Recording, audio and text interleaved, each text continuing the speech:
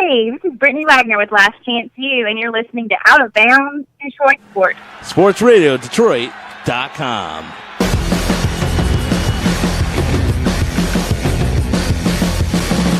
We don't need TV to entertain us. He said anus. They're 7-4. It doesn't make any goddamn sense. This is the team that at one point traded for Tim Tebow to make him a tight end. So we'll see what their kinds of a tight end is. I don't know what a tight end is. They don't. Lady cops. Hot or not? How big are the cans? When they're wearing their uniforms, it's kind of a hide-a-rack situation, right?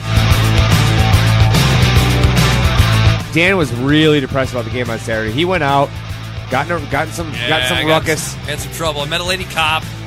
I was drunk and disorderly, nude.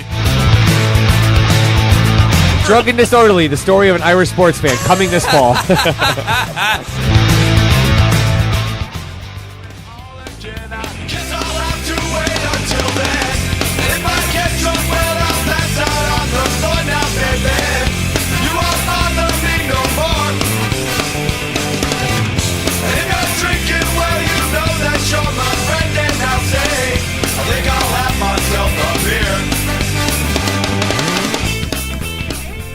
Yeah, we're here. Welcome. Out of Bounds Detroit Sports, David Faze, Mike Tripp, and myself, Dan Griffin, invading your ear hole, as always, on SportsRadioDetroit.com. Please, visit SportsRadioDetroit.com. Check out all the other fantastic content. SRD Pop. Maybe if you're a lady listening in a car with your man right now and you don't give a shit about sports, there's other stuff on SRD. Maybe if you're a man listening in the car with your lady and you don't give a shit about sports, there's lots of other stuff available at sportsradiodetroit.com. Please go take a look. And now in particular, because I feel like the brackets for the top female personality should be dropping on the site any minute now. Yeah, what was the date that he said? I can't remember now. I thought Roger had originally said March 4th, but I think that's been pushed back. What is it? Yeah, March 12th. Yeah. We're a little bit beyond it. But I don't get me wrong, or I'm sorry, don't quote me on that. He may not have said March 4th. I just feel like that's what he said, but I could be completely wrong about that. Or maybe he said March 14th. Something like that. Maybe. I know it could be. I don't know. It's just me not listening to Roger again because I don't listen to anybody. Maybe if we listened to Roger, our show would be even bigger. Well, I don't know. That's probably true. I mean, I'm a little bit out of sorts today. I don't know what's. It's just one of those days. You ever have one of those days? Yeah. You ever have one of those days? Yeah, that's what it's. What it is. I didn't. That sounds like a bit. I didn't watch the OJ thing last night. I'm really pissed at myself for not watching the quote unquote confession. Although I did just see a video of Chris Darden, basically saying, OJ admitted the glove fit. He admitted it. I mean, OJ. I guess OJ did come out and say that he did drop that glove. Just behind the fence for no reason, but he didn't kill anybody. Whoops! There goes the glove. It's just ridiculous. Where'd it go? I don't know. Oh boy! I don't know when the hell I'm going to have a chance to see that again. If it doesn't fit, you must have quit. It did fit. It did fit. I think. You know what I think? I think it was made of cotton and it shrunk. Did you guys didn't watch it either? Did you? No, I didn't see it. Of course not. You only would have watched it if I had told you to. Well, I literally got home at 9:15 last night, so. Oh, that's right. I had no time to do it. You were off gallivanting with fat chicks in paradise. Or my wife and a bunch of coworkers, but either way. You couldn't have been with her the whole time. Yeah. Okay. Yes, I was. Except for the 20 minutes I sent her up to our room because she was far too intoxicated to continue with the party. Wow, she got wasted and you didn't? I got wasted later, but she was wasted way earlier than me. Normally, she's the one pissed at you for getting too drunk. She doesn't really get that mad at me unless I do something really stupid when I'm drunk, like drive. That's really reason numero uno. You didn't. To be honest, you didn't have the opportunity to do that. No. We have actual audio from Dave every time he gets drunk and does something stupid like drive. I have to apologize. Yep. But it was a great time. We had a great time. I'm sure you did. It was a very quick jaunt. It was odd to be there for such a short period of time, but it was still wonderful. I'm glad you had fun. Because we didn't do a show. You sure you want to do this, man? You're drunk. I'm drunk. You're drunk. Everybody's drunk. I'm so drunk, I feel retarded. All actual audio from Dave's trip. It's crazy. That was said by multiple people on our trip. Very much worth it. Oh, man. I can't drink spirits if I'm going to be driving. I'll tell you the best thing about all-inclusive resorts. The title itself lets you know it's all-inclusive, including the fact that every top shelf alcohol is the same cost as anything else. Oh, I thought you were going to say the boobs. No, that's not included. That doesn't come with. You got to pay extra for that. That's not part of your ticket. You got to pay extra for that. You just see Dave. Kristen comes home without Dave because Dave got stuck in a Tijuana strip club somewhere. She just left him there. Don't worry about it. He'll come home eventually. He'll wander his way through the front door. We did have a few people take a shuttle one of the nights to Playa del Carmen, which is about 35 minutes away, something like that.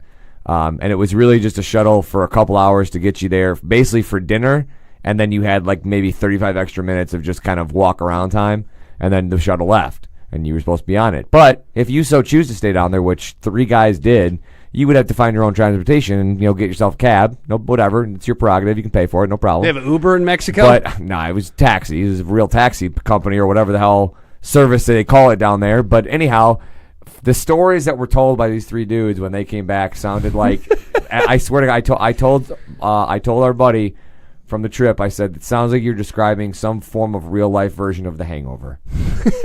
like I'm surprised one of you isn't missing a kidney. I was gonna say, did somebody lose a toe? I was like, somebody's got to be missing a limb.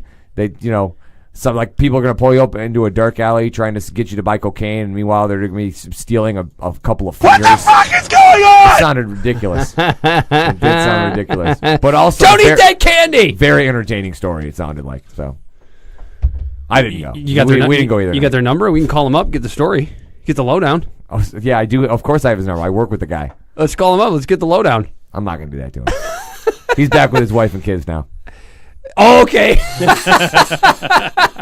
I say, yeah. That's the time. It's just the time away that he needed. Well, no, he the funny part, he's one of a couple of guys that came stag to this party. This was shame on him. This was a work trip that involved spouses or significant others, or you could come on your own, basically meaning you weren't allowed to, like, if you're not involved with somebody, you're not allowed to just bring a friend, like bring a buddy. So you brought your wife. Of course. And then your coworker just went by himself. A couple of them did. A couple of them did. And that's one of the guys who went He is down to Playa del They Carmen. are so sick of their wives.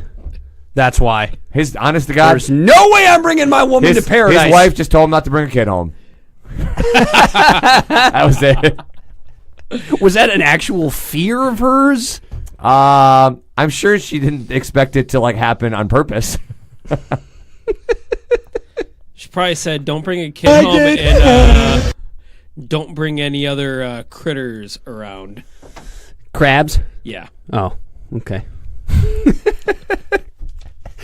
They'll be divorced in 3 months, and you'll know why. Nah, they're good. Anyway, we got to get to the madness. It's that time of year again, isn't it? I mean, that story was madness to me. It's really just snuck up on me this year. The thing, the tournament. Well, it's funny. I was talking about this with a couple of guys yesterday, and I was like, for some reason, the fact that the play-in games are what, tomorrow or Wednesday? I can't remember what day They're Tuesday, Wednesday. Okay. And I know that's the same as it's been. It's not like a new thing. But for some reason, I'm talking about it yesterday and realizing that, kind of to your point, I felt the same way. I'm like, this feels like it's so fast. Feels like it was. We were like still in the heart of the Big Ten schedule like yesterday. It's weird. Well, anyway. and then you had that goofy Big Ten tournament that was early, a week too early. Yeah, I'm all thrown off. But I will tell you something about those play-in games, though. I really like Arizona State. I'm a big fan of that, of their chances. The way they play ball in their first couple, in the first, I like Arizona State to be that play-in team that gets to the Sweet 16. It's happened every single year. At least one play-in team has made the Sweet 16 every single year. I think I like Arizona State most of all of those teams. Of course, I mean, you automatically count out the 16-16 play-in game because that motherfucker ain't getting to the Sweet 16. But it's going to happen one day where a 16 beats a 1. It will happen. It's funny that you bring that up because I mean you always want to be the guy to call it, right? You always want to be the guy to say I told you so. There is one very interesting 1 versus 16 matchup this season, and that's Kansas versus Penn. Do I think Kansas is going to lose that game? Of course I don't. I don't think anybody's going to think that's going to happen until eventually it does. But is it also weird that they're the one even though you could make a case against in certain ways against any of the 1 seeds, really. But Kansas is the one I believe in the least. I don't think they're that good. I haven't thought that all year. Are they as good as a traditional 1 seed? Probably not. That's what I'm saying. I think this is actually a relatively weak year of 1 seeds, personally. Virginia and Villanova are pretty good. Both of those teams are really good. I think Virginia's very good, and it has a chance to do some things Virginia's never done. But I don't even see. Villanova is definitely the second best of them, but even like Xavier, I don't think Xavier's going to go that far. I don't. Xavier's a good team. They're okay. They're good. They're good, but I don't think they're number 1 good. They were definitely deserving of that number 1 seed. Whether or not they're good enough in the traditional sense of what a number 1 seed is, but the one I want to focus on for a second is Kansas because they're taking on Penn in the first round, the Ivy League champs. And here's the thing about Penn: they run teams off the 3-point line to the tune of their opponents have shot 29.6% from behind the arc this season. I understand it's the Ivy League. I get it. But that's still a really impressive number in college basketball. And Kansas traditionally is not a 3-point shooting squad, but this Bill Self team has relied more on the 3-pointer than any other Bill Self team in history. So there is a very, very good chance that Penn could give Kansas some fits. And we could see that game within 7 to 10 points with about 5 minutes to go before the 1 seed does what it traditionally does and pulls away in the waning minutes of the game. But if we get to that point, let's have some fun with it. They better make their shots because Penn plays pretty good. I'm not going to be surprised if these 1 seed games, typically these 1 seeds are scoring 85 to 95 points against these 16 seeds. I'm not going to be surprised if Kansas wins this game 74 to 63, something like that. I'm not going to be surprised about that at all. I've got, in my initial bracket right now, I've got a few pretty low seeds making it pretty far. I've got Kansas has shot 857 threes this season. That's a lot of threes. They've made 345 of them. Do we know who leads for the 40%? Nation? That would be a fun stat to find out. Who's made the most threes? Look up cumulative stats, Mike. They made or shot 850. They shot 857. They made 345. That's about a 40% clip, which is, that's fine. I'd like to know who because obviously we know there's some teams out there that's their whole game is shooting threes. So any of those types of teams are going to have some really high shot for totals. A Kansas team, that's a shitload of threes. That also tells me something that the eye test told me as well, which is that down on the block they're not very good. They don't have a lot of. They don't have that traditionally skilled big men that Kansas has had many times that can get down into the paint and get you a lot of points. They're not built like that. Kansas is weird. They get in their own heads. Like when they play their top-notch basketball, they are one of the best teams in the country. We've just seen so many times this year, particularly at home. They blow 4 games at home this year. That's unheard of. Well, and they still got a 1 seed. Who do you think? I think that's almost a result of the really wide open field that we have this year, more so even than some other years. I mean, I think last year's Kansas team would beat this year's Kansas team. I think it was a more well-rounded group, and you had a senior leader at point guard. That's something that obviously we know from time and time again how big that is when you get to the tournament and how much that can propel a team forward. So I think even though Kansas didn't have a typical Kansas tournament year last year. I mean, they did a decent job. They're always pretty good, but I think Kansas last year was better than Kansas this year as a team. I won't disagree with that. So we'll see. But every year's different. So I could look like an idiot. I'll watch them win the national championship. They'll just catch fire. They'll have a close game against Penn, and then just roll. They're gonna have to play either Michigan State or Duke to get there. What is going on with my computer? That's gonna be a tough challenge for them. They have Duke in their bracket. They have Michigan State in their bracket. That's the gauntlet region right now. That's what I was going to go to next. Is just the two local teams and what they have to go up against. I mean, I understand that Michigan and Michigan State are both 3 seeds, but let's call it what it is. Michigan got the better draw. I don't think there's any question about the fact that Michigan got the better draw. They're not playing at home like Michigan State is, so I guess there's a little bit of a give and take. But when you look at the fact, first of all, I do find it really incredible that each team has to face the team that beat up on them early in the season in the Sweet 16 if they get there. Michigan's got to take on North Carolina, and Michigan State's got to take on Duke. Well, those two games were very different. Michigan got completely beat up on by North Carolina, and that was coming off of North Carolina getting completely beat up on by Michigan State.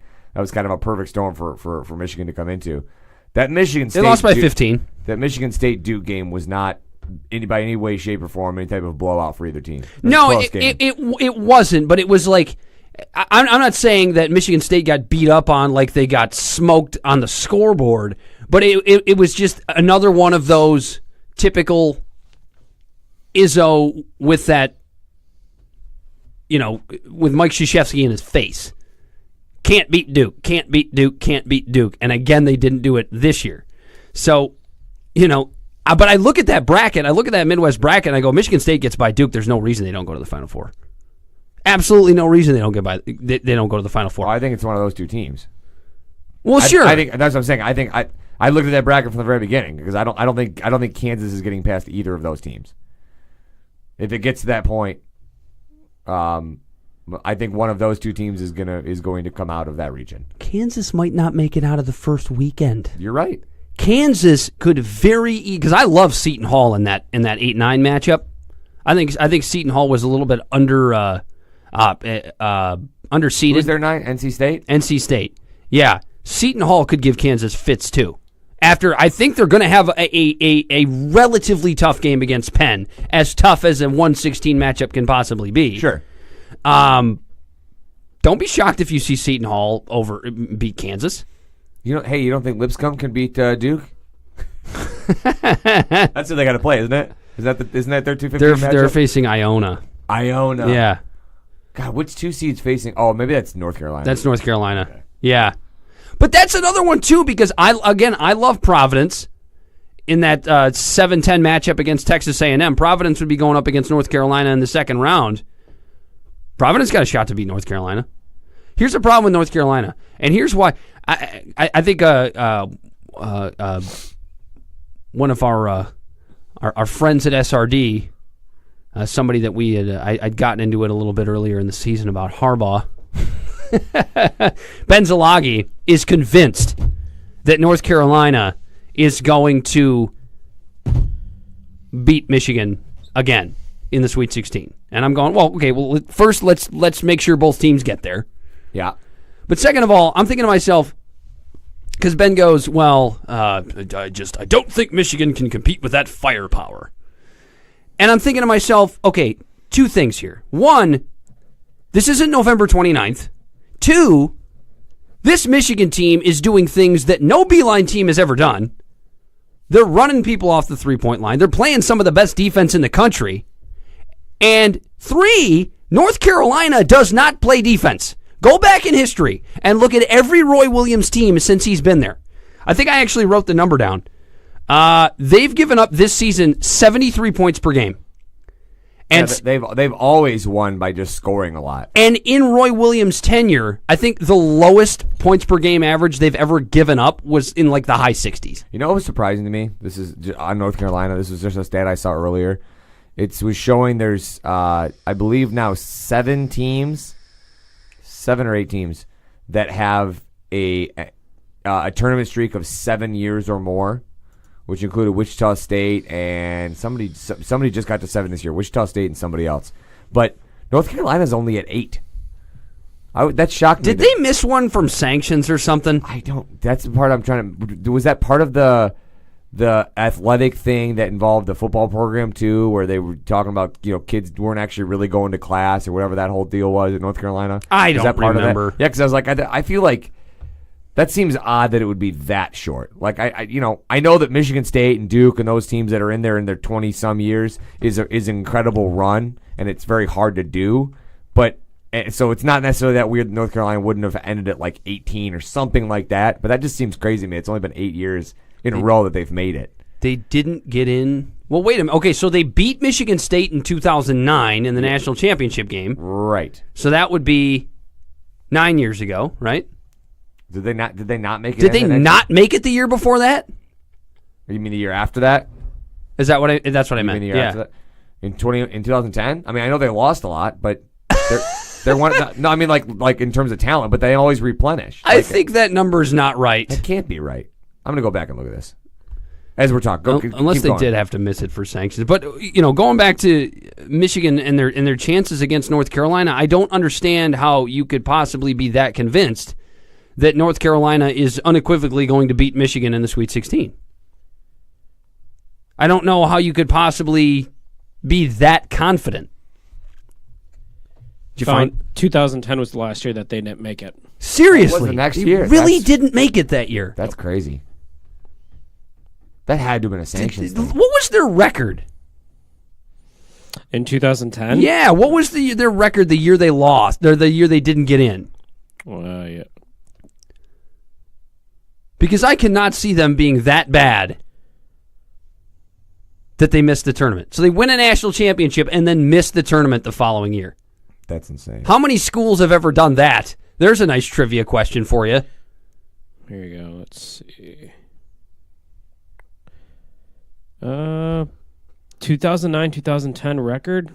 They were 20-17. Wow. 5-11 in the ACC. So yeah, they must have missed it. Yeah. Wow. They were probably a bubble team, and Dick Vitale was really pissed, baby. Why do you not let in North Carolina? They're defending champions. I guess I did not recall that they had that poor of a season the year after they won. And the next year they went 29-8 with a 14-2 ACC record. So they must have just really had either a bad recruiting year that year, or I don't know, man. That's weird. Anyway, whatever. That's neither here nor there. Yeah. I just found that stat hard to believe when I saw it, but I guess it's true. Well, Ben thinks that Michigan is definitively going to lose to North Carolina. So much so that he's willing to place a $50 bet on that. Take it. Now you, Dave, you're the Michigan State guy here. Yeah. Are you definitively convinced that Michigan State's going to lose to Duke in the Sweet 16? No. I mean, if I'm a betting man, I'm probably taking Duke, but I'm not willing to be like, oh, I guarantee it. I'll bet you $100 right now. No. If that game's being played right now today, I'm probably going to pick Duke, but not by some landslide, and I'm not going to say it would basically, I would say 51% Duke, 49% Michigan State. Like it would be close, and it's only because of the Izzo Krzyzewski factor. Yeah, Izzo is 1-10 against Krzyzewski, I think. Tom Izzo, when he takes on Mike Krzyzewski, looks like Henry Winkler in The Waterboy against the other coach. That's a terrible comparison. Like that's what he looks like. That's what it feels like. He's terrified. He's terrified of Mike Krzyzewski. That's why he can't beat him. Well, that also there's going to be a few different nuances to that game too when it comes about. If it comes about, I don't want to be pretentious and just assume things like we're just saying for either team, because crazy things happen. Remember Giddy Potts? But yeah, seriously, he's still there.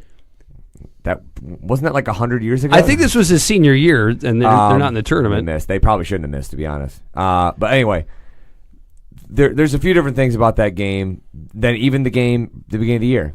One, for Duke, which might sound actually like a negative for Michigan State's chances, and maybe it is, and we'll see how the game plays out if we get there. But Marvin Bagley didn't play the last 24 minutes of that game because he had that injury where he got poked in the eye by his own guy going for a rebound. It was just a weird play, and he had to sit out as he kind of iced the eye and whatever else they did. But anyhow, Coach Klein. So Bagley will be there. But also, that was one of the first big games. Was it 3 games into the season for Michigan State? So you got freshman Jaren Jackson still learning. Bridges had maybe one of his worst big game performances ever.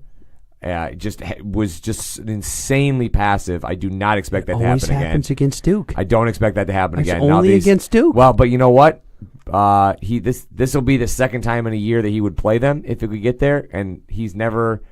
I don't think Miles Bridges in his career so far has ever had 2 bad games in a row against any particular team. I've actually found some actual audio from early in the careers of Tom Izzo and Mike Krzyzewski that I think the people need to hear.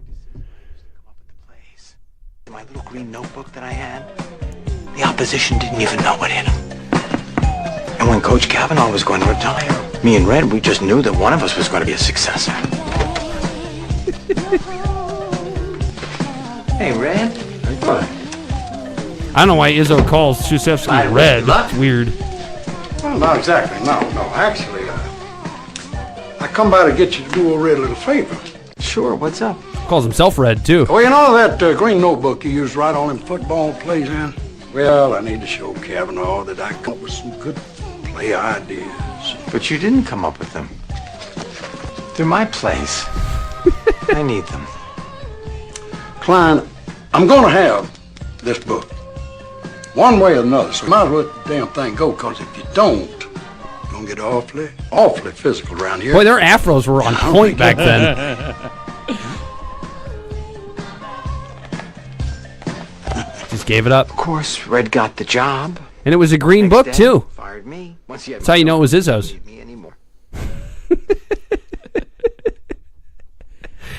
Oh, Tom. See, I don't know who to root for in that game because I don't like either of them. I guess I'll root for whoever I pick, right? Which is, oh, God, it's probably going to be Duke. Anyway. Found those 3-point numbers. Oh, you did? Who shot the most threes? Most threes? Savannah State. Is that they are D1, right? How many? 1,304. That's a lot of threes. That's a lot of threes. What's who's like the big name schools? Who's highest on that list?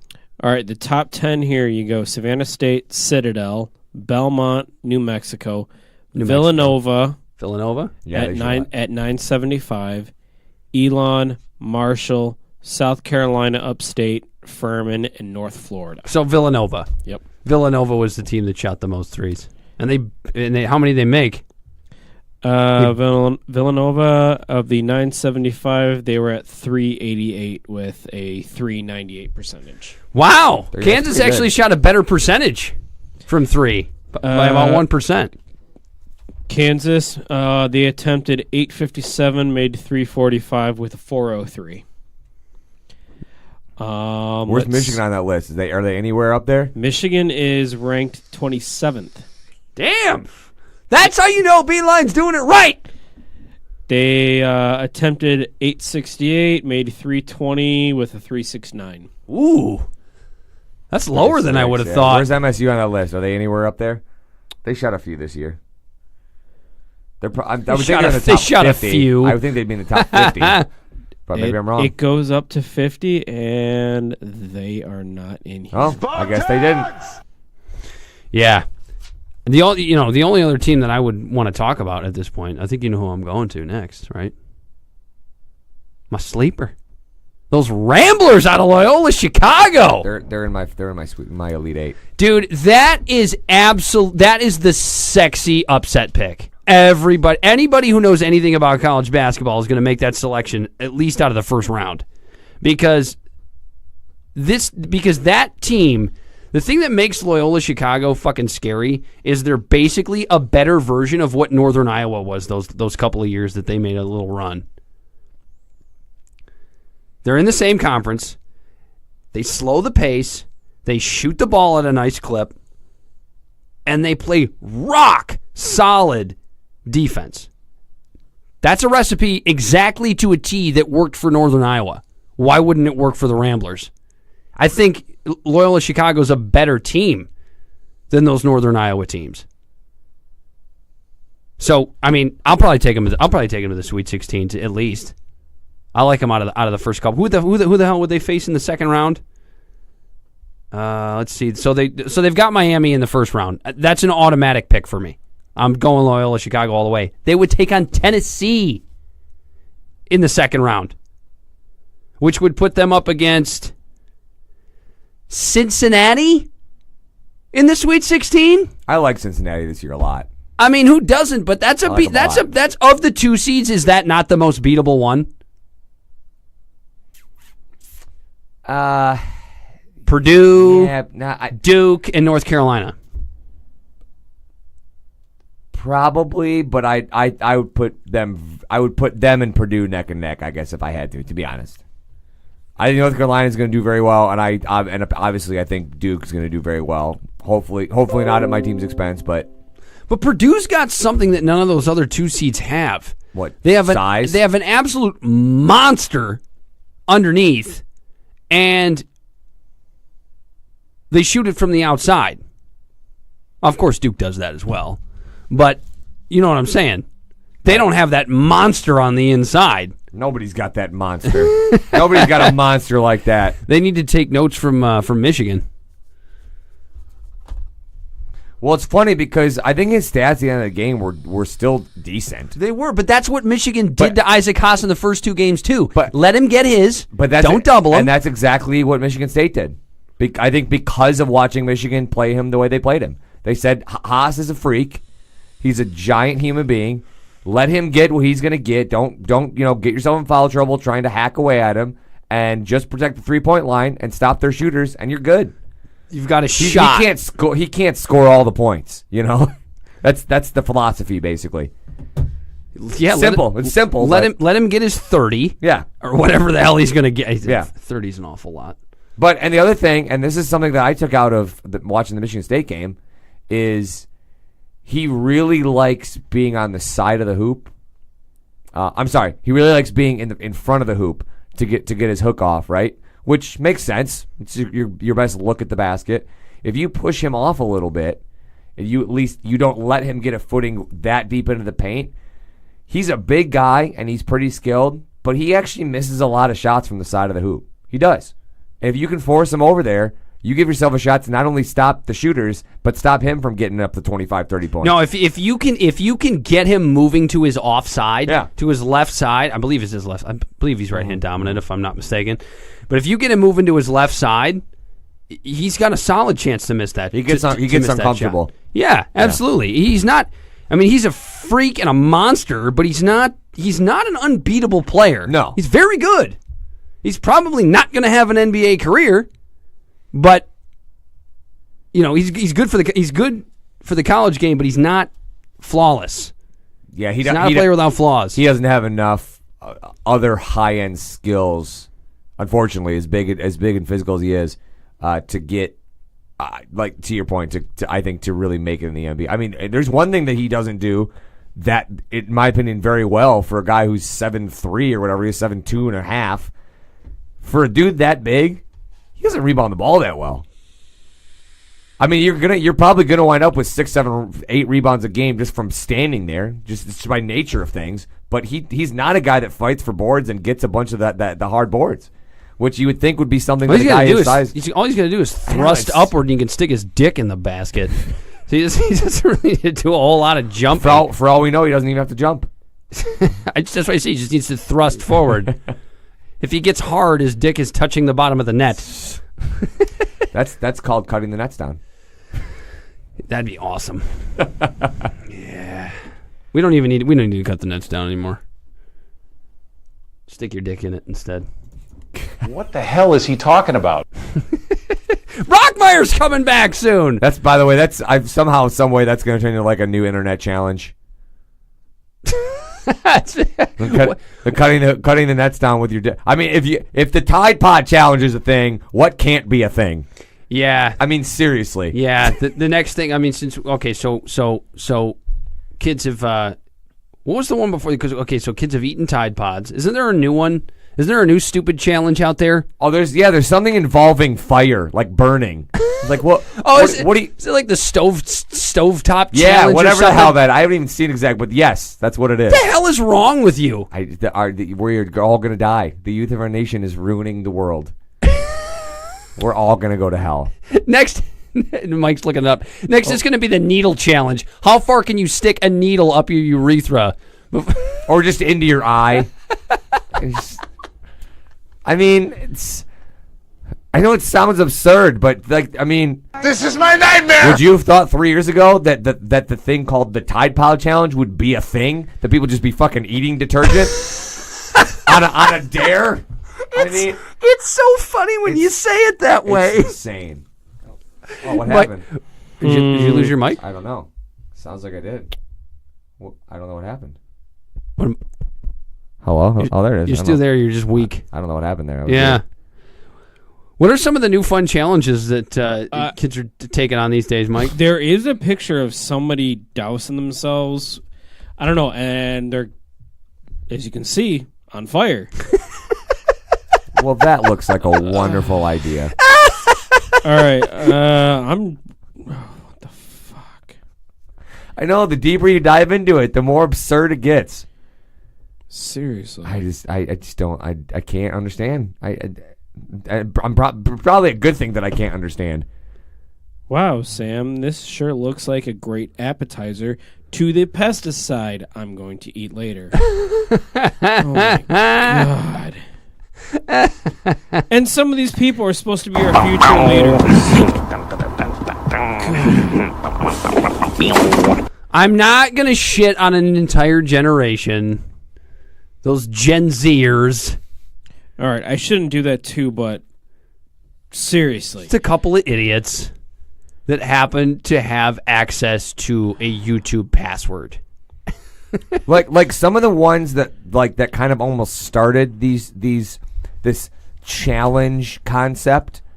Some of the very beginning ones were fine, like the ice water, the ice bucket challenge. Oh yeah, fine, because it was like exactly fine. That's great, and that's, you know what? That's not harmful. Top 10 worst internet challenges. The fire challenge. This is like all you need to know. Oh my God. The Kylie Jenner challenge. Does that just get as much plastic surgery as possible? I have no idea. It doesn't really give an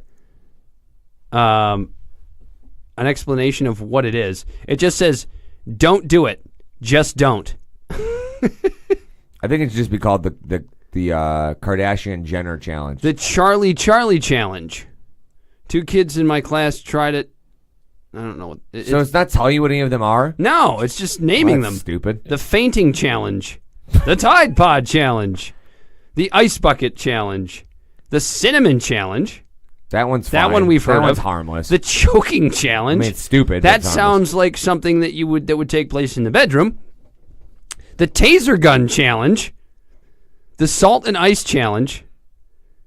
The hot coil challenge. The boiled water challenge. Just drinking challenge. Well, we do that every day. The eraser challenge. Hot water challenge. Cactus eating challenge. Of course. Bug eating challenge. Okay, that's pretty benign. The car surfing challenge. The don't judge me challenge. The poop in the face challenge.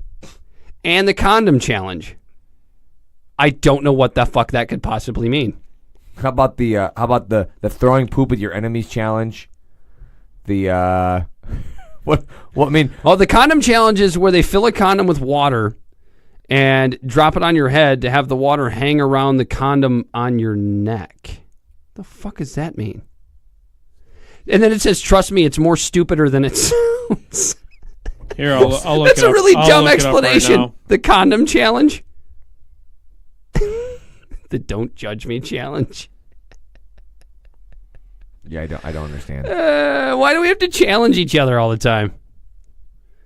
Are we that bored as a society? All right, I found a video for the condom challenge. Sweet. But unfortunately, it's a 5-minute video. Ah! What are they explaining it 17 times before they do it? All right, yeah, they're explaining it right now. I have it on mute because I just want to try to get it to... Fast forward till you see what they do. Okay, they're actually... All right. And you got a bunch of British guys talking about it. So he's filling the condom with water. So now they have it upside down. So the water's obviously... And then there you go. Oh, wow. So now he can't breathe. Basically filling a condom up like a water balloon and then suffocating yourself with it. Yes. That's the gist of it. And super slow-mo.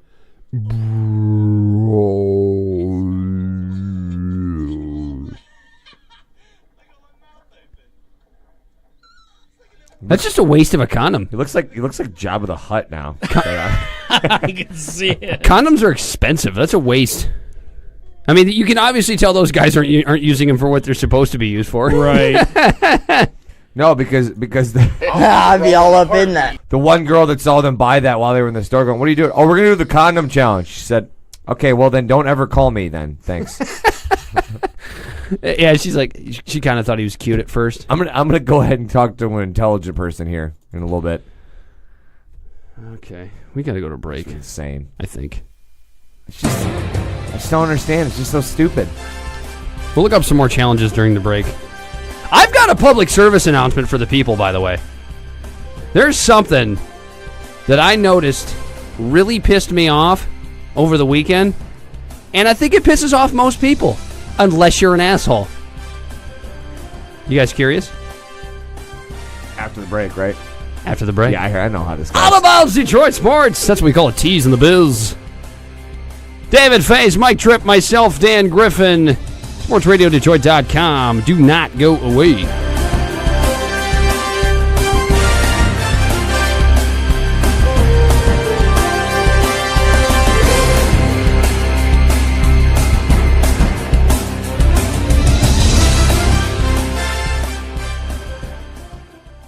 This is Darren McCarty, 4-time Stanley Cup champion, Detroit Red Wings, Lemieux killer, Stanley Cup winning goal guy.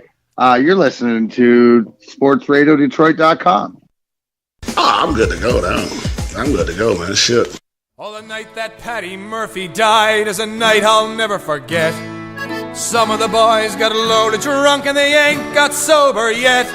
As long as a bottle was passed around, every man was feeling gay. O'Leary came with the bagpipes, some music for to play.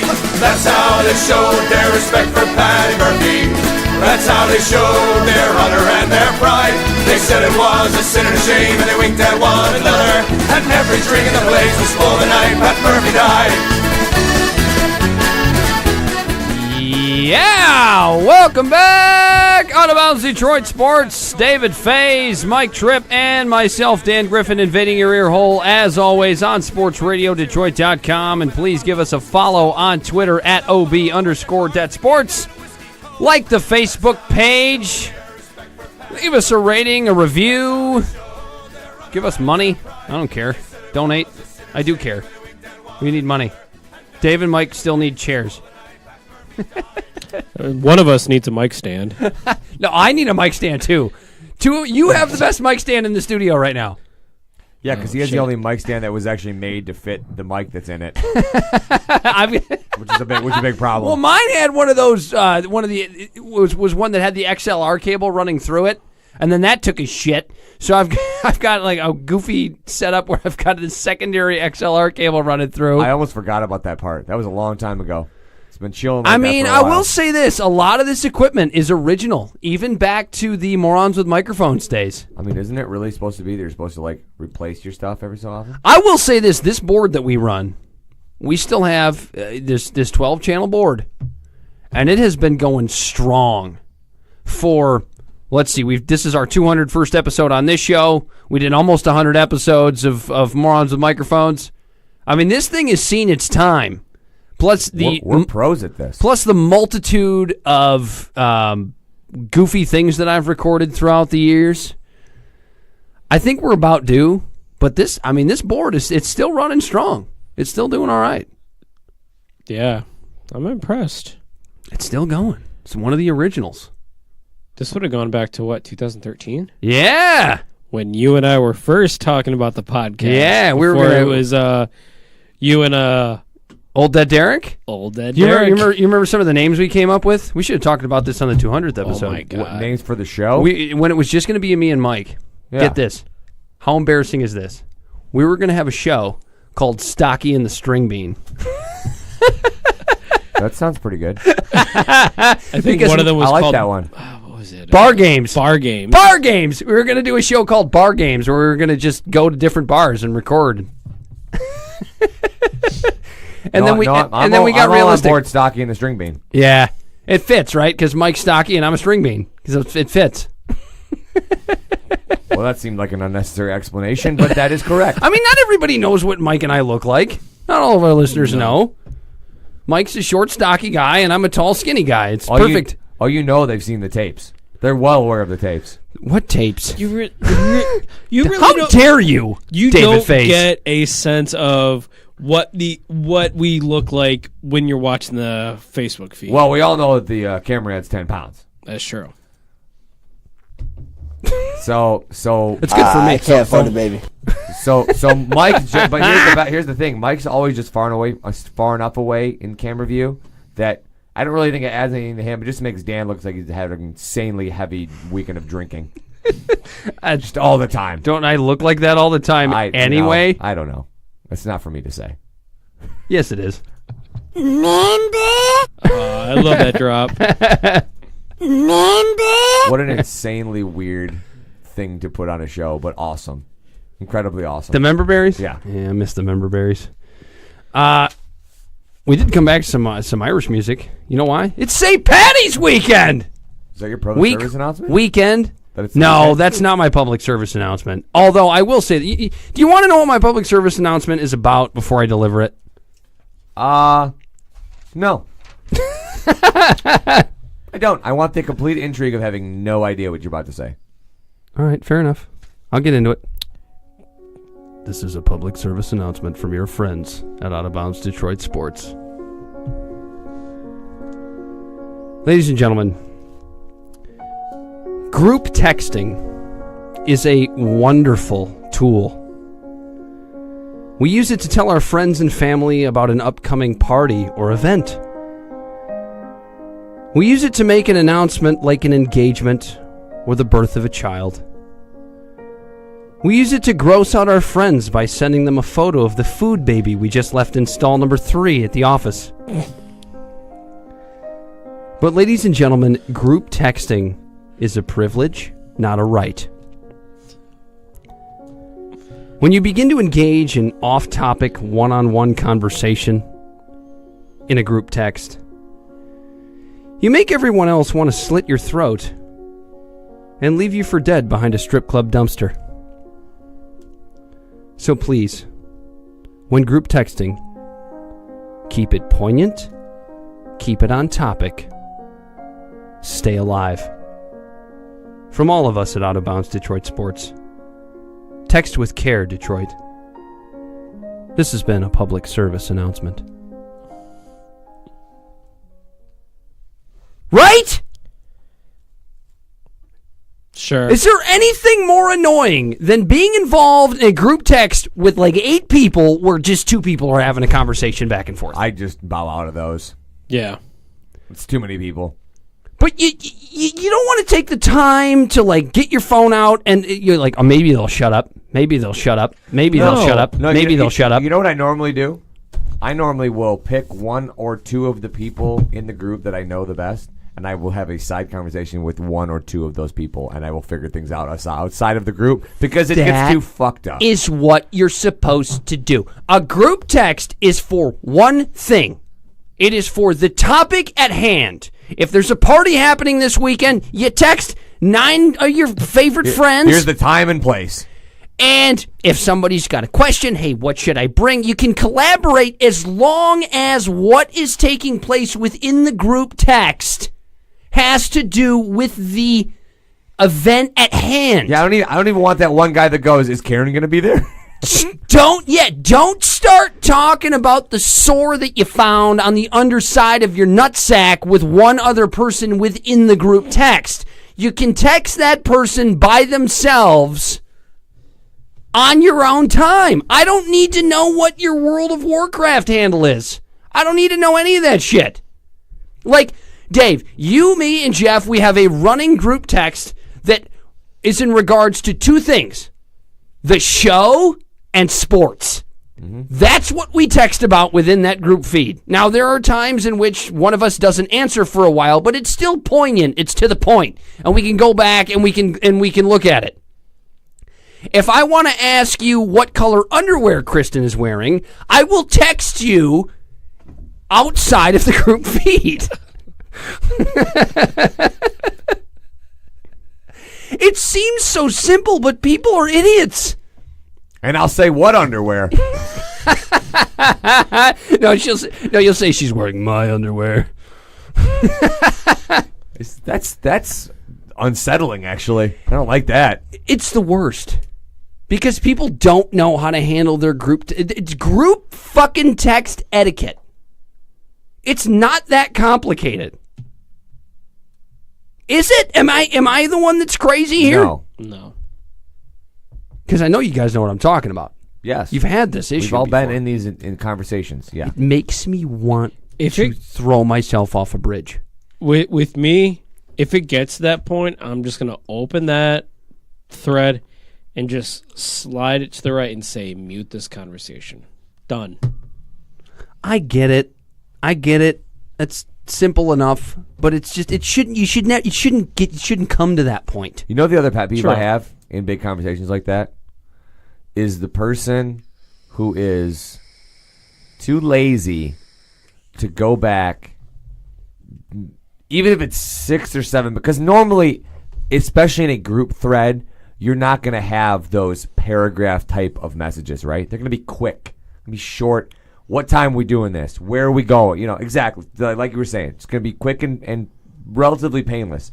The only other pet peeve I have outside of what you're talking about is the person that is too fucking lazy to go back like 6 small messages to understand what's happening in the conversation, and then they ask the same fucking 5 questions. You're going like, you know what? You don't get an answer now. Because you can't take the time to go back and take 20 seconds to read it. That's the other part of group texting etiquette. Read all of the messages. They should all be poignant. And then if you get to a message that doesn't have anything to do with the topic at hand, you say something. Mm-hmm. I think I'm going to get to a point where I'm just going to be like, instead of doing what Mike did and so kindly just swipes left and mutes the conversation, I'm just gonna send a text that just tells everybody to shut the fuck up. Is that rude? Are you? Can you do that? That really should be one of the pre-programmed text responses that is already in the iPhone, because they would have a lot of uses. Everybody, shut the fuck up! Gosh, you're all making me so mad. Or are you the people on the other side that as soon as a group text starts and you don't want to be involved, you start thinking like Michael Scott from The Office, where he's like, no, no, no, no, no. That's happened to me a few times. No, I don't really have. That doesn't really happen to me that much. I'll get a text from this was a couple years ago from one of my brothers, and it included. God! Yes. No, God, please, no! No! No! When I was working at a former bar, and next thing you know, I get a text from both my brothers, but one of them starts a thread with us 3, and then there's 6 other people, and my phone's going off in the middle of a shift, and I'm just feeling like Michael Scott there. No, God! No, God, please, no! No! No! No! That's exactly how I felt. Or like Janelle's mom. You feel like her sometimes? Oh. How does Janelle's mom feel? I'm trying to play it. It's not working. Janelle.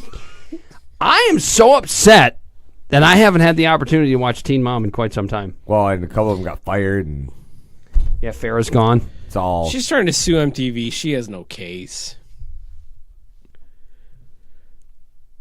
Any day now. I don't think the drops are working. I think the computer something's happening. Took a That's shit. not good. I hope it's not the. Hold on, let's see if this one works. It's not working. Oh boy. Well, I'm upset. No, this computer's. I think this computer actually just took a shit. With are they not playing? Yeah, they're just not playing. Or they're just not going. Or are we just not getting the audio? No, they're not playing. They're not. They're okay. No, that's not good. Well, we don't have any drops for the rest of the evening. Okay then. God damn it! It's always something with this fucking shit. Where were we going to go on with this? Electronics are hard. Are we going open forum? If we were, I kind of wanted to throw something out since okay, fine. Along we'll the lines of St. Patty's Day coming up. I was going to throw out an out of the box hottie for what do you got? A very Irish young actress, Ivana Lynch, Luna Lovegood, Harry Potter. Wow. What does she look like now? She's much older now. Yes, she is. She's grown up now, but I have not seen any recent pictures. I will pull one up for you. But you know what's funny that you say this? I mean, not that I was thinking about it recently, but there we go. Drops are back. I always kind of had a feeling that she might turn out to be relatively attractive. I want to know what she looks like now, and then we have to throw it out there. We have to throw it out there to the people. I mean, here you go. That's 2017. Yeah, she turned out all right. I mean, she's still got that face. But I can get behind that. She is from Ireland. Yeah. I can pull up the actual. This is what I said earlier. This is what I said on last Monday. I have a soft spot for Saoirse Ronan. Yeah, I'm not even gonna bother. Is she a Galway girl? County Louth, Ireland, and I'm not even gonna attempt that city. Let me see. I mean, I could do a really butchered American version of it. Give it to the genuine Mick of the group. We'll see if he does any better than I would have done it. No, I can't do it. Yeah, can't do it. I'm not even gonna try it. It actually sounds like if I tried to say it, it would sound like a swear word. Terrible feckin'. Yeah, there you go. It's either a swear word or a condition. She looks awfully fat in that photo, though. She kind of does. That Wikipedia photo, yeah. she looks large, but in charge. You know who else turned out very go. attractive? And I'm not even going to be able to use her real name. I'm going to have to use the name of the character because I don't know the actress's real name. It's Jenny Weasley. Oh. And when was the last time we had an out-of-the-box hottie? A long time ago. It's been a minute. Did we talk about the hockey player that Mike brought up that one time? No, that was a wonderful suggestion, though. From the Olympics, yeah. Was it Hillary Knight? Yes. I'm out of the box. Get back in the box. Go look at the fun bags on that hose hound. She's a lovely young lady, that Hillary Knight. Only 24, 25 years old, something like that. And you were talking about Ginny Weasley? That's correct. I don't know what her real name is. Pulling it up. Are we just going through the whole Harry Potter cast now? No, but he just triggered that. This in the is brain. not the open forum I was looking for. I mean, I'm not aware that Hillary Knight was part of the Harry Potter cast. She could have been. Who knows? She could have been an extra. That's true. She was portrayed by Bonnie Wright. I guess that would be the one. Bonnie Wright. Who? Ginny Weasley, Bonnie Wright. Let me see. That is a bad. But the Wikipedia photos that they're choosing are awful. That's a terrible photo. What is Wikipedia is not doing a very good job. No. With the photo situation. But Ivana Lynch, you're out of the box hottie for this St. Patty's Day week. Pull up a different photo. There's got to be something else of Bonnie. Sure thing. There's got to be something better than that. I mean, that is terrible. Like everything about you know that what? was bad. Wikipedia's got this deal where they have to like accentuate these ladies' chins. Yeah, that is. By the way, that's the MySpace angle. That's what that was. Do you remember that term back in the day? Oh yeah. You got a better photo. Yeah, just a little better. For fuck's sake! Yeah, I can dig that. What's wrong with that? Wikipedia just went through the she looks like plethora of photos. She looks like Frances Cobain. A little bit. In that she looks photo. like a mix between Frances Cobain and Alexander Daddario. That's what that photo is. That's a weird love child. Maybe one of those like we were talking about during the break how beautiful people have ugly babies and ugly people have beautiful babies. But she's a true redhead. Oh yeah, 100% true redhead. I'd get behind that. Yeah, figuratively and literally. I figured that out. Why did we just say figured so many times? What else in the open forum? NFL free agency. That works. That's available to us. Coming out. That's true. I wanted to touch on first of all.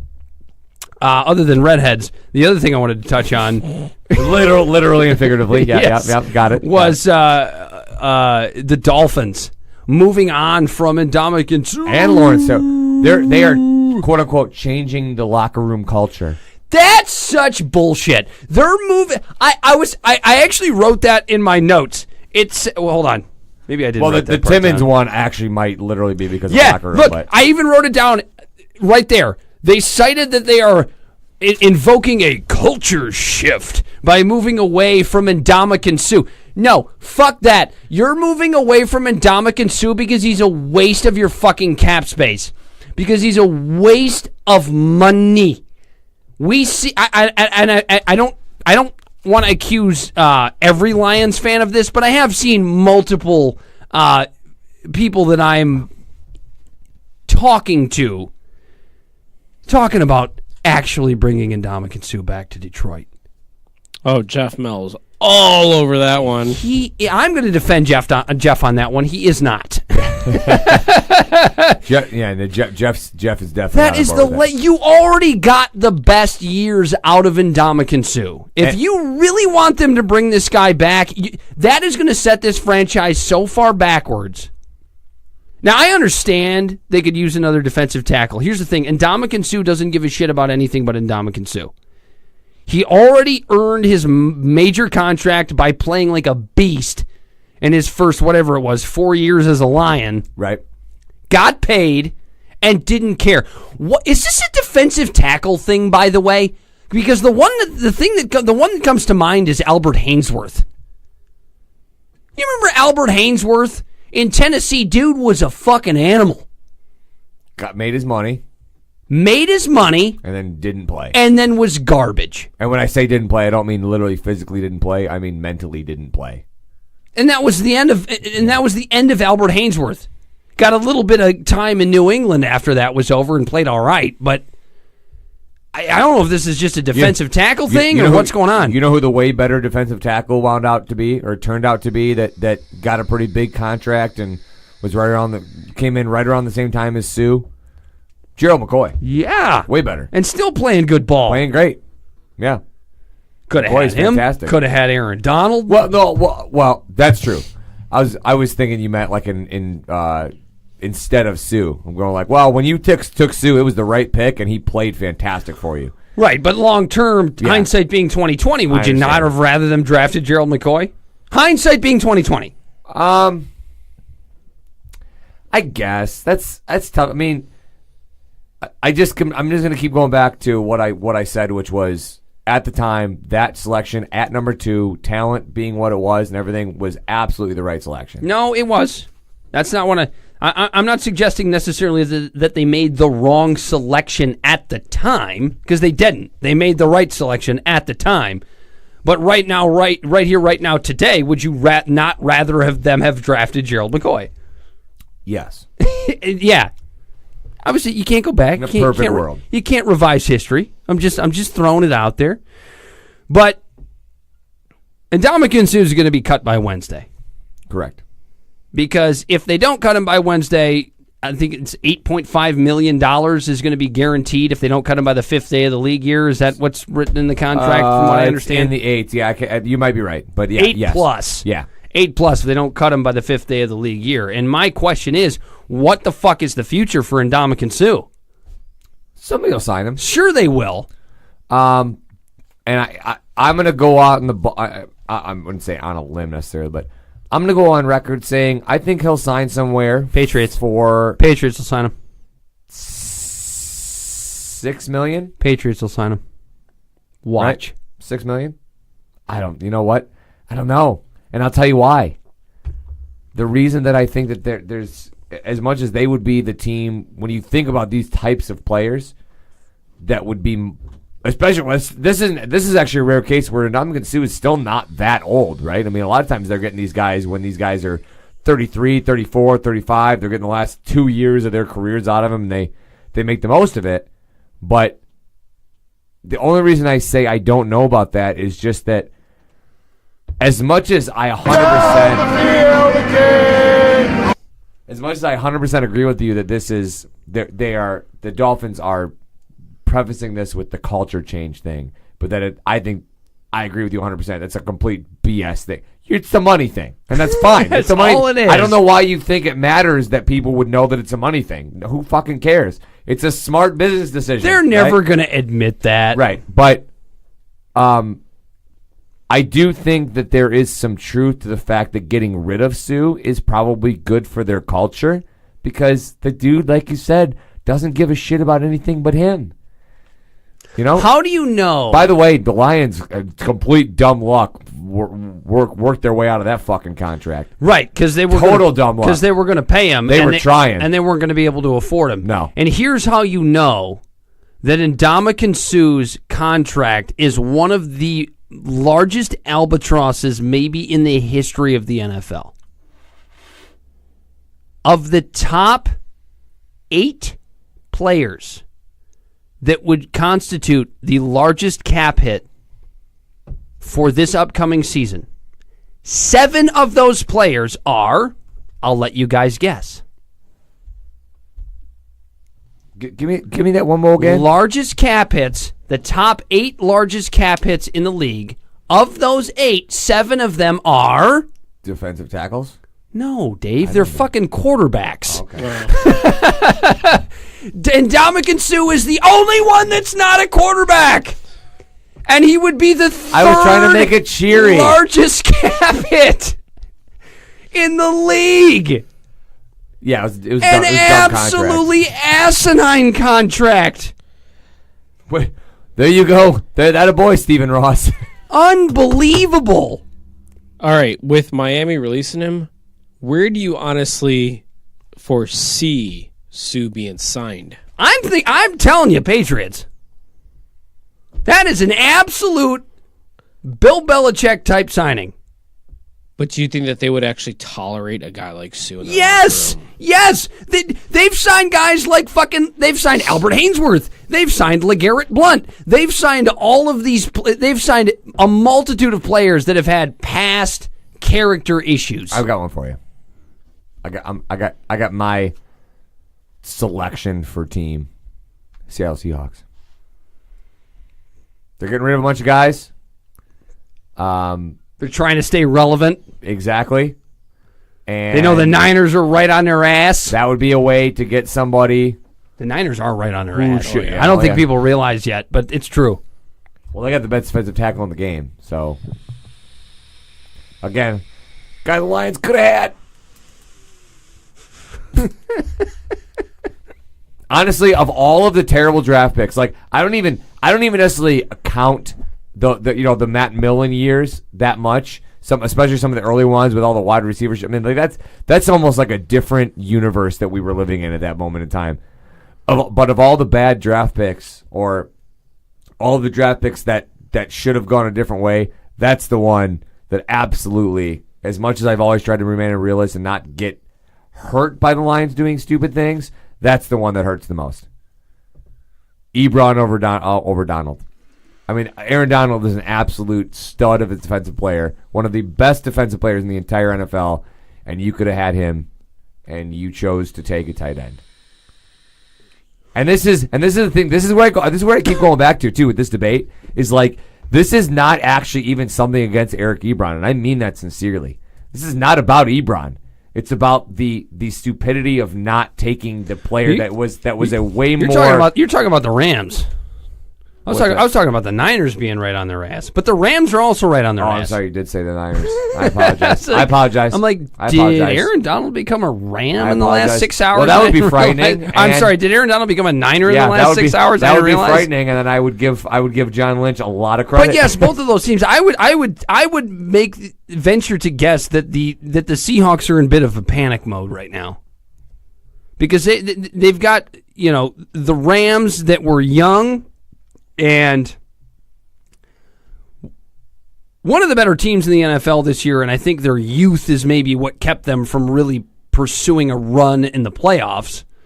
But the Niners as well. And they got the highest paid quarterback in the league right now in Jimmy Garoppolo. We don't know what Jimmy Garoppolo is going to be. He won't be the highest paid in about 3 weeks. Well, of course not. 2 weeks. That's just the NFL 10 for days. you. Tomorrow. I don't know. That's just the NFL for you. But we don't know what Jimmy Garoppolo is going to be. I've got a strong feeling that he's going to be a hell of a quarterback. Is he going to be worth being the highest paid quarterback in the league? I doubt it. But like you said, the market for quarterbacks, it's like you need to take quarterbacks and you need to put them in a separate category. Because the way that they're signed and the money that goes to them and who's the highest paid guy, it's so convoluted. Like the guy that's the highest paid quarterback in the league is not always going to be the best quarterback in the league. Matthew Stafford was the highest paid quarterback in the league over the last 2 seasons. Is he the best quarterback in the league? No. The last 2 seasons, last year. I'm sorry, last year. Yeah. But it's a market value thing with quarterbacks. So you take their salaries and just put them in a separate category.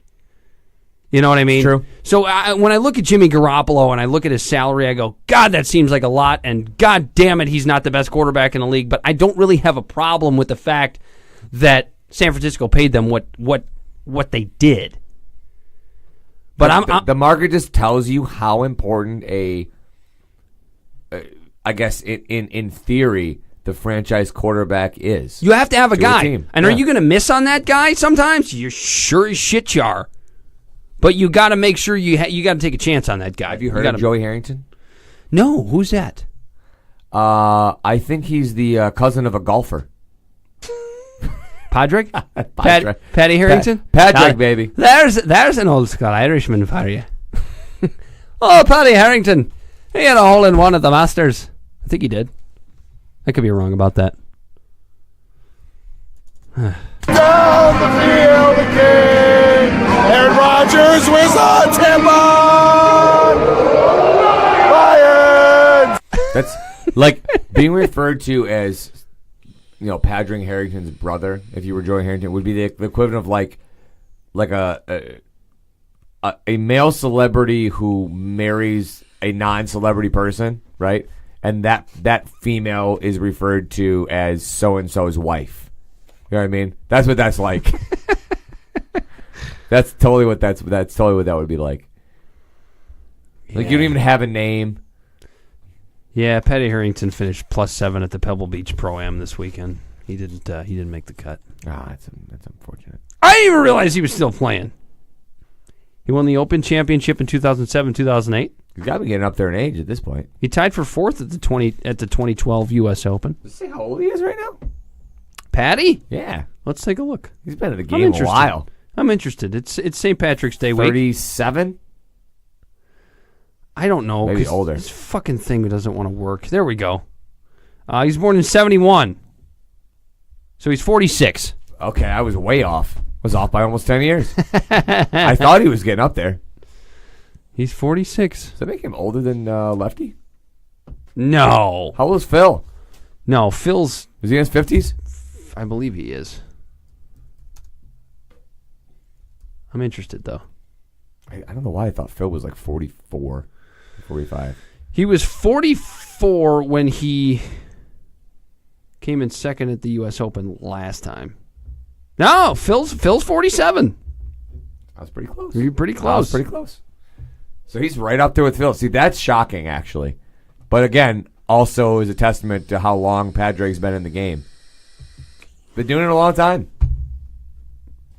And even for a guy that's not won a ton of the major championships or anything, and or I shouldn't say has not won a ton. He's never won any of them. No, he has not. But he's been up there in a couple of tournaments. Not a lot of good Irish golfers out there. But I'm sure he's made himself a decent chunk of money. Over his you've career. got Rory, but he's Northern Ireland. That doesn't count.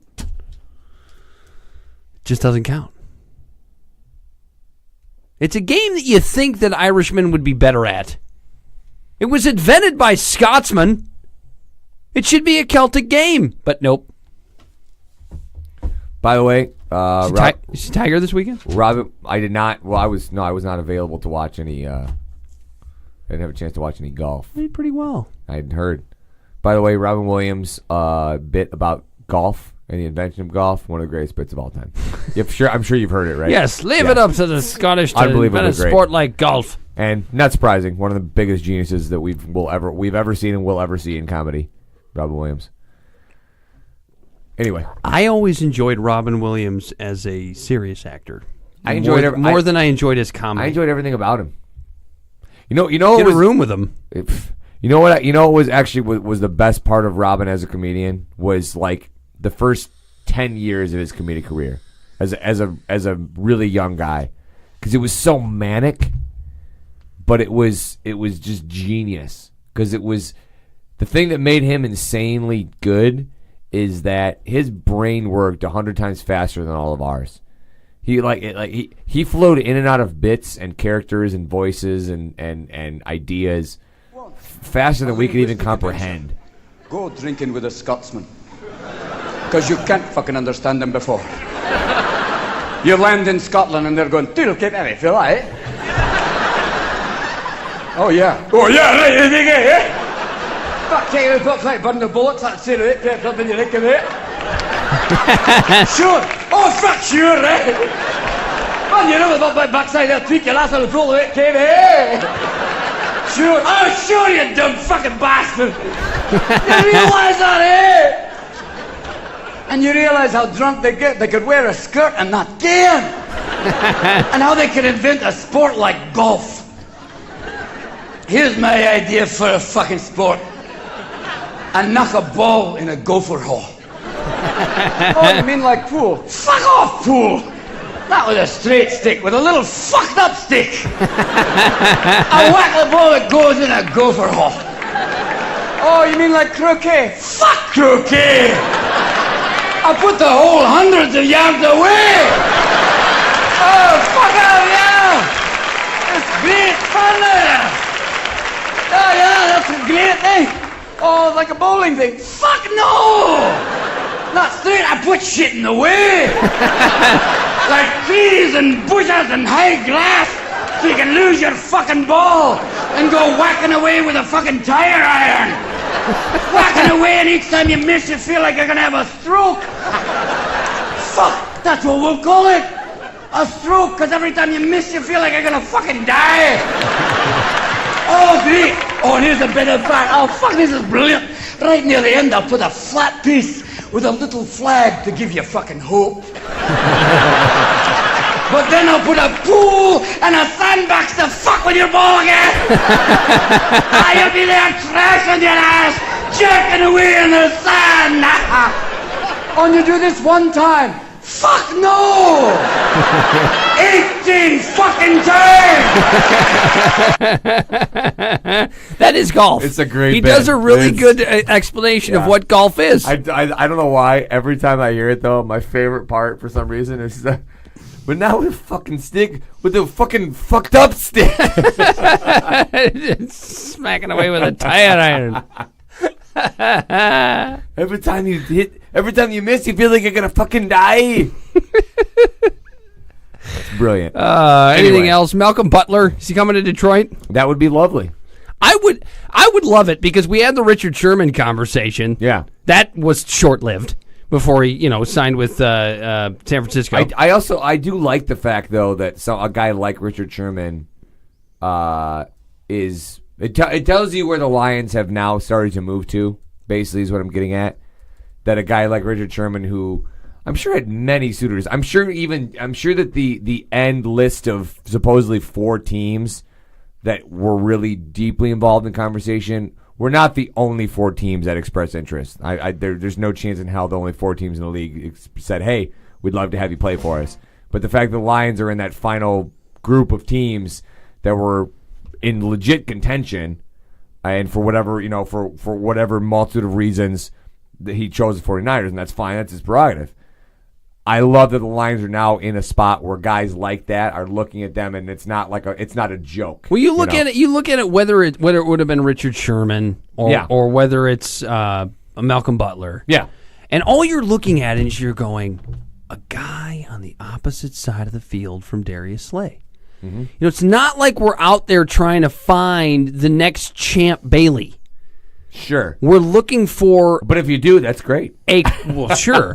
We're looking for a corner that, if he were on many other teams, would be a number 1. Yeah. That you could put across from Darius Slay as a number 2. Well, I mean, you look at the Patriots before last year. I mean, Malcolm Butler was... I don't know if you guys agree with me here, but before they went and signed Stephen Gilmore and kind of showed that they were looking at other things, I think Malcolm Butler was undoubtedly considered their number 1 guy, right? Yeah. And I don't even necessarily I don't even know that I would say that as soon as they signed Gilmore that made me go, oh, well, Butler's number 2 now. You have to believe, first of all, that the Lions have an incredible chance to get Malcolm Butler. Oh, 100%. I mean, all you have to do simply is look at one play. One play. Go back to the Super Bowl MVP year, where you've heard Matt Patricia himself say that he went directly to Malcolm Butler and said, this is where the ball is going to be. Should they decide to throw, be there. And he was there. Mm-hmm. And he won the Super Bowl for the Patriots. So that one play alone, I look at that one play and I go, Malcolm Butler's got a special relationship with Matt Patricia. Am I crazy for thinking that? No. Just based on one play? I also think it's hilarious that there's still people now that that Malcolm Butler is being talked about for the Lions, which is, I don't really think that's even really a new thing. I think it's been talked about as soon as it was basically official that Patricia was coming to Detroit, right? I think it's funny that anybody is still on this weird bandwagon of, well, there's no way he'd want to come here and play for Patricia after he got sat in the Super Bowl. Like, get the fuck out of here. It wasn't Matt Patricia's choice. No, it wasn't. And not at all. And he's basically already not necessarily talked about that. Who the hell's saying that? There were some people. And it's fucking stupid. It's absolutely obnoxious. I look at it and I think the Lions have a better chance to land him than anybody. Especially when you consider the fact they've got money to spend. Because I look at Malcolm Butler and I go, is Malcolm Butler a guy that I'd be willing to overpay for a little bit? Yes, based on the length of the contract. Am I signing Malcolm Butler to a 5-year contract? No. 3. Maybe 3. 3's pushing it. I'm probably shooting for 2. Here's the thing, and this is actually a weird nuance of NFL contracts more so than most other major sports, is the fact that there is so much nuanced language in NFL contracts in terms of the kinds of guarantees that are being given and the way that the money is dispersed when you talk about signing bonuses and how you can give a guy a bunch of money up front by doing it as a signing bonus and that the actual salary, because who fucking cares? A signing bonus doesn't count against salary cap, right? So if the guy gets, I know this is just a completely extreme idea, but if a guy were to sign a contract that supposedly is for $27 million over 2 years, and he gets 18 of it as a signing bonus. I know that would never happen, but I'm just giving you a weird scenario.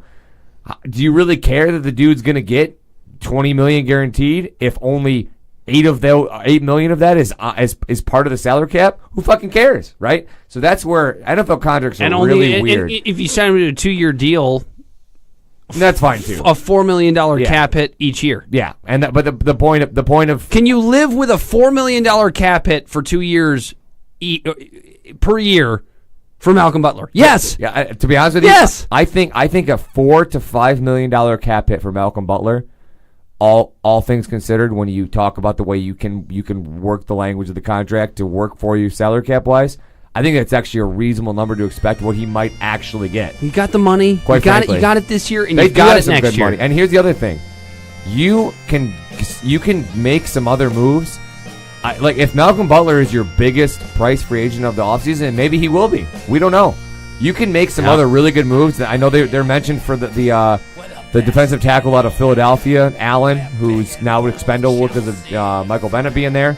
That would be another nice move. A guy who's versatile and will not be, he will not be attracting some sort of big time Ndamukong Suh type of defensive tackle deal.